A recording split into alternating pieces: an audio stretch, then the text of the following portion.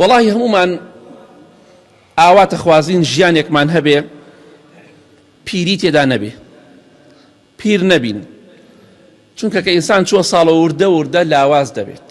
یەکەم جار بە قووەتی زەعیفی خۆ لە ئەسڵا، یەکەم جار کە لە دایکە بیر زەعیفی لاوازی دەسەڵاتت نییە قومی ئاو بخۆی، دوایی بە قووەت ئەبی دووبارە هەم لاواز دەبیتەوە.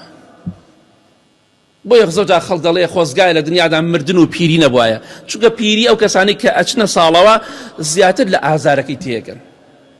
کەسێک تەمەنی 40 ساڵە لە کەسێکی 20 ساڵ باشتر لە پیری تێگا، 50 ساڵێک لە 20 ساڵێ باشتر تێگا، چونکە وردە و دەبەرەوە ئەوێ ئەو مەرحەلەیە تێپەڕێ. بۆیە ئەگەر ژیانێکت ئەوێ پیری تێدا نەبێ، لاواز نەبی، بەردەوام گەنج بی و جوان بی و بەهێز بی و بە قووەت بی، ئەوە لە دنیا دانیە تەنها لە باشتە هەیە. تەماشا دەکەی لە حەدیثەکەی صحیح مسلم داهاتووە خۆشەویستی خوا فەرمێ صلی الله عليه وسلم بە ئەهلی بەهەشت ئەڵێن وإن لكم أن تشبوا فلا تهرموا أبدا.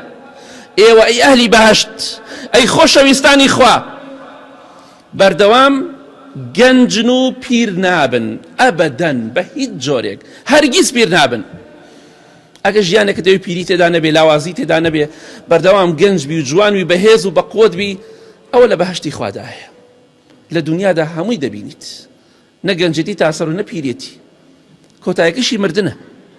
کەواتە ئەگەر ژیانێکت دەوێ کە پیر نەبی، تەنها لە بەهەشت هەیە.